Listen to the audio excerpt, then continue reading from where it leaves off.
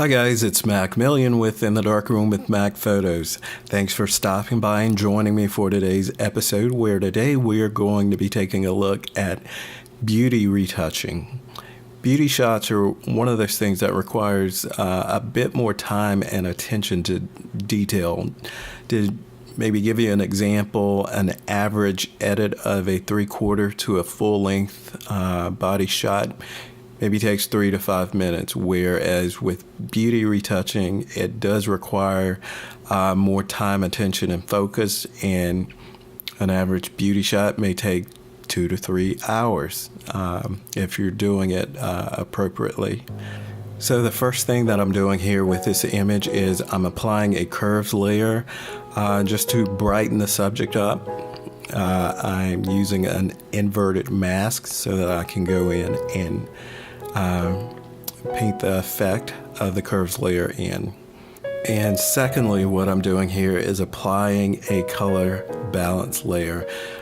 Initially, what I want to do is go in and reduce some of the redness that I'm seeing in the skin here. Now you'll notice that I actually go in and flatten out these adjustment layers so that what I'm left with is my original background layer. The reason for this is now I'm going to open up or run the Mack Fotos Skin Retouch action here. And to run this action, you have to run it from the original background layer. We'll start out with the high frequency layer here. We'll use our clone stamp tool, ensure that it's set to the current layer, and that our flow is set at 100%. So here we will begin to sample an area and begin to heal those blemishes and inconsistencies that we're seeing in the skin here. What we're looking to achieve here is, again, really focusing on those areas of inconsistencies and blemishes. We don't want to completely remove the texture of the skin. We want to maintain that texture that we have in the skin. So what we're really looking for are some of these darkened areas or maybe large pore areas that we can go in and do some repair to. Another really important thing here to notice is the size of the brush that I'm using. I'm using a really small, fine brush here. We want to use something that's going to be small enough that as we're going through doing our cloning and repairing of the skin, that we're not doing areas that are so large that it's going to be splotchy or obvious that certain areas have been retouched and others have not. Again, it's not that we're going across the entire face or the entire skin. We're just really trying to isolate those inconsistencies and imperfections in the skin there.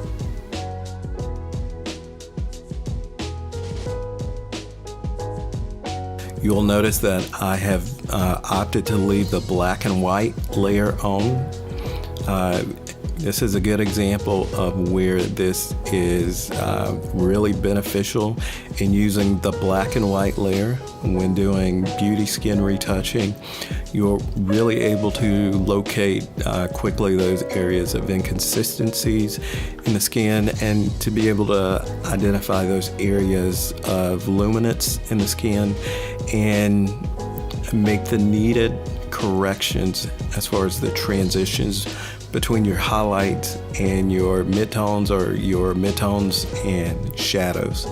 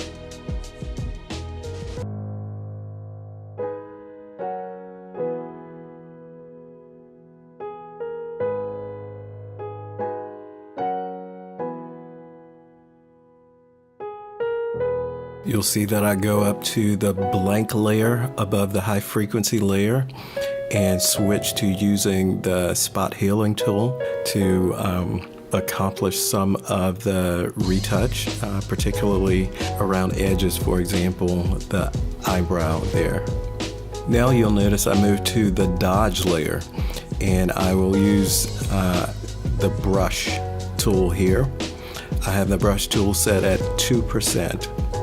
And what I'm looking for is those darker pigmented areas in the skin, and we will begin to lighten to smooth those areas out.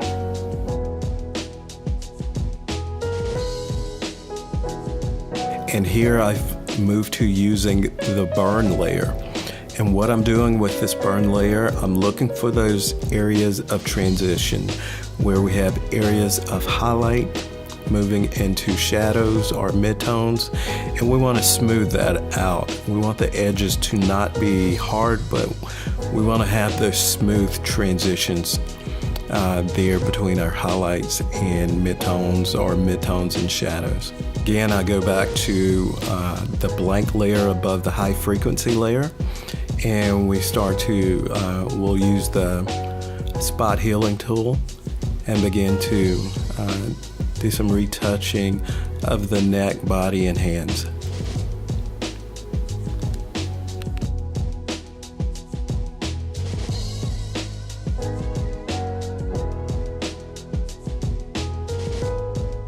Here I'm opening it's called Skin Foundation Medium. It's one of the actions I have in a software called Pro Retouch. I really like their actions here. I use this as one of my skin smoothing layers.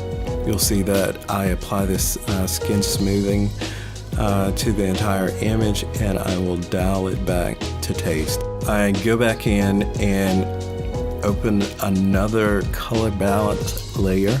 I've applied another curves layer. Again, I've applied another color balance layer here.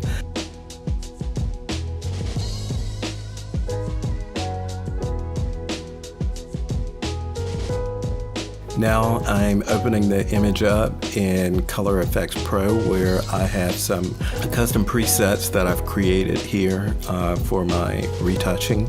I bring the image back into Color Effects Pro, which creates a second layer where I can apply tonal contrast. And what I'm doing here is beginning to lighten that shadow area under the neck and have a much smoother transition between the midtones and that shadow area under the neck there.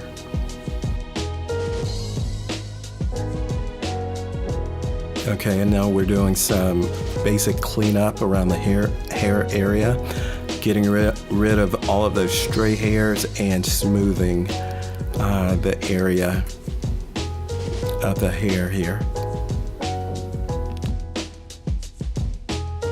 What I do is create somewhat of a half moon at the bottom of the eyes, which creates what we call a kicker light to the eyes, and we'll dial that back to where it looks natural. And to finish this off, I'll create a merged layer and open up our Adobe Camera Raw, go into the effects section to apply a vignette. And there we have it, our finished image. Again, keep in mind, I could have easily spent another hour retouching this image, but this does give you an example or a walkthrough of how we accomplish beauty retouching. Beauty retouching, again, is one of those things that requires a bit more time and attention to detail. If you're able to master this process, I promise you editing 3/4 and full length images will be a breeze. I'll share with you the before and after. I hope this tutorial has been beneficial. Until the next time, get out there, get shooting, and remember, make every shot count.